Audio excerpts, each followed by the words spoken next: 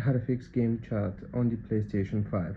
So here's what you want to do. First, you want to click on the PlayStation button on your controller, and then once you click on the PlayStation button, you want to go into game base here, the fourth option. So click on game based, and now we will click on the options button here on our controller. So it's going to be this one. Okay, so just click on it and then select go to game base.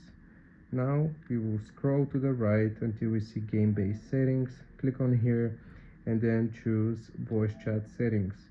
Now the first thing that we want to check is the microphone level. So if you're talking and it's detecting it, that's good. You can also increase the volume here at the bottom.